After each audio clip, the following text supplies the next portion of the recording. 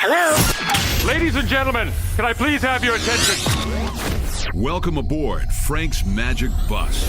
For the next 2 hours, Frank Welch takes you on a musical journey with some of the best deep tracks in classic rock history.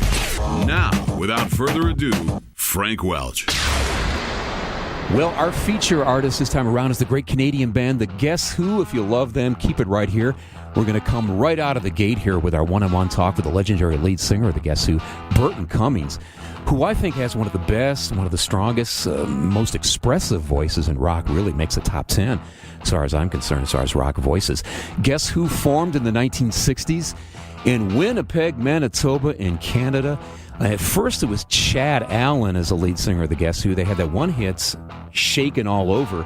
The guitarist, Randy Bachman, future founder of BTO. Yes, Randy Bachman was in there at the start. And Burton Cummings joined the band as the lead singer.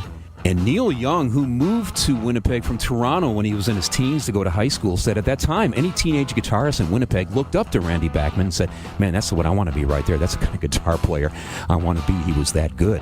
In fact, a lot of people don't realize that is Randy Bachman doing that most recognizable guitar riff on American Woman. In the spring of 1969, it was These Eyes, and the hits would keep on coming.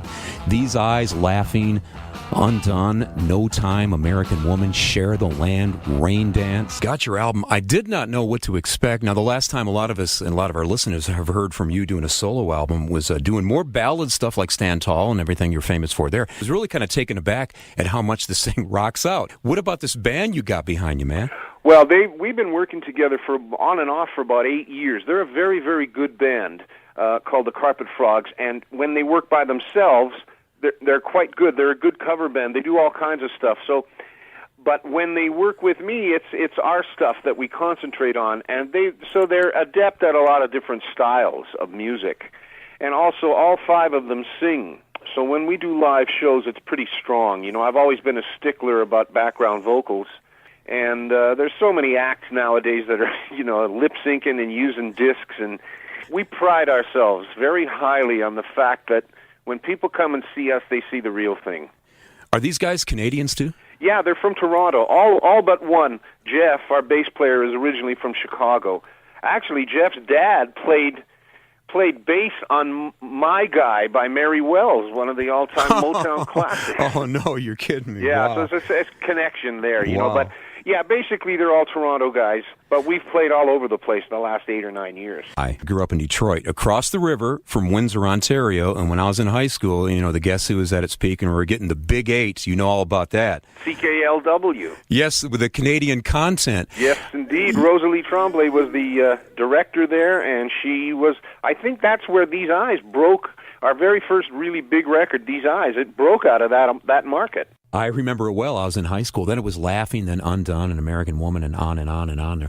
Like I said, this recent album of yours, Above the Ground, does rock out. It has a lot of hard rock on there. But there's a song on there, too, a gentler song, Kurt's song. That has to be about the late Kurt Winter, the Guess Who guitarist. Yes, and I had, you know, I mean, he and I were such good friends. He's one of the best friends I ever had. It was really a tragic thing when he passed away so young. But he was sick. He had a brain aneurysm, and he just didn't take care of himself, which didn't help anything.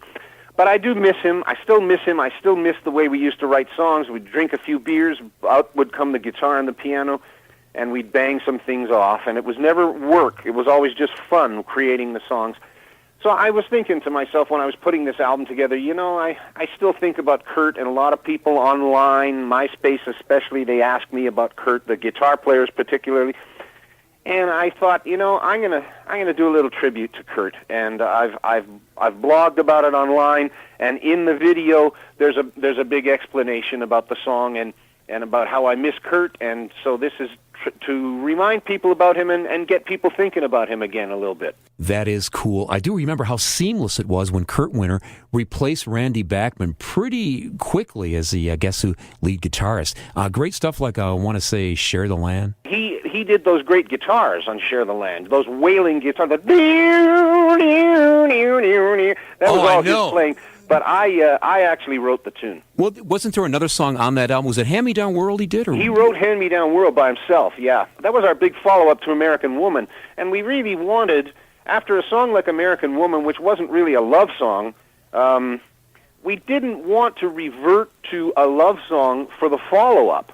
And he had this song about Hand-Me-Down World, and I thought, my God, that's the perfect, lyrically, that fit perfectly following American Woman, because we do have a hand-me-down world. As we continue our conversation with the former Guess Who lead singer Burton Cummings on Frank's Magic Bus, Share the Land did come out in late 1970, but in early 1970, American Woman, the song and the album, #1 on the Canadian and USA charts. And that week that it was #1, Randy Bachman decided to quit the Guess Who. They did a show at the Fillmore East in New York City on the East Coast, and he quit.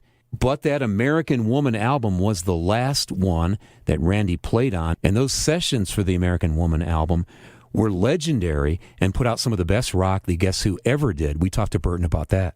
At the peak of when you and Randy were heading toward the American Woman album and everything, I got to think that the band was firing on all four cylinders as far as your collaboration. I mean, you guys brought two separate tunes that turned out to be a gem on that album, right? Yeah, No Sugar Tonight and New Mother Nature, and they were both in the same key.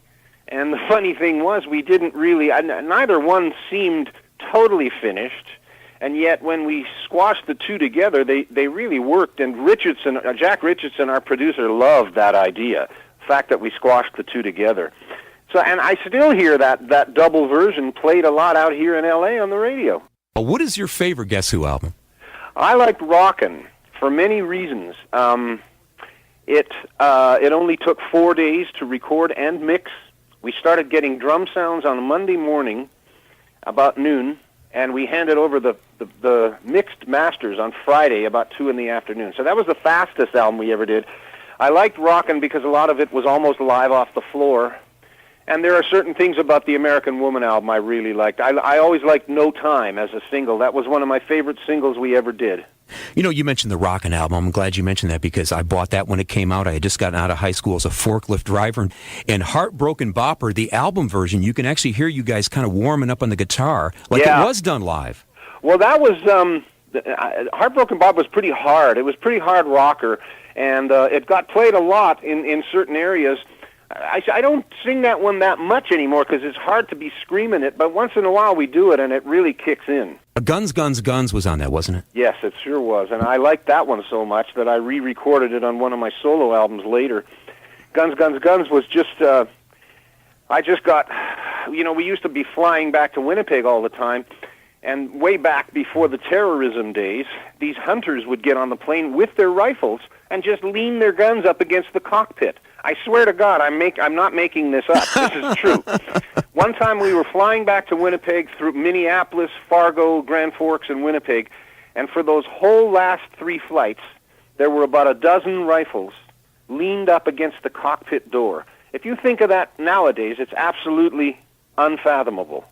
It is unfathomable. Those were the innocent days when you just assumed nothing bad was going to happen, and it didn't, other than the occasional hijacking. But well, there weren't even metal detectors yet. That's how long I've been flying. A Guess Who album that I have found has gotten dissed over the years and called not one of your best. It is my favorite. I call it the Guess Who Sgt. Pepper album. It came out in 1971. So Long, Bannatyne. Oh, Bannatyne, yeah. It's all over the place. I like most of it. I very much liked Sour Sweet because I was a little bit depressed when I wrote that. I thought it was a pretty mature song for a guy that was 21 or 22 or whatever I was at the time. Rain Dance was a fairly big hit for us, which kicked that album off, and other things on there like Going a Little Crazy, and that was a pretty good record overall. We had just gotten Kurt and Greg. We had only done one album with them, and then we were still in Chicago recording. So it might have had some less focus on it than some of the other ones, but it still stands up pretty well. So Long, Bannatyne itself is a pretty good song. I was singing pretty well on that album. I'll tell you, I love the album cover, too, with the old car on there, too. Oh, yeah, that was Kurt's 57 Chevy. I'll tell you what, and back in the days, before I was ever in radio, I was just a trucker and a forklift driver, and I was a big Guess Who fan then, and I would tell people, they'd ask me, what's your favorite Guess Who album? I'd say, So Long, Bannatyne. It's got the most beautiful ballad you ever did, Sour Sweet. It's beautifully depressing, but that's what music should be sometime. It makes you feel. One-man army, you got a bridge in there where you're recording some guys taking a leak in a bathroom. Oh, that's right, One-Man Army. and I have always called Pain Train the most Zeppelinish song the Guess Who ever did. Well, he did some tremendous guitar work in that, Kurt. Kurt's at his very, very best on Pain Train. He had a strange machine for guitar called a Univibe, and he just learned how to use it. It was just a pedal. It looked like a wah-wah, but it did all kinds of different squashes of notes and stuff and put curls on the end of the notes.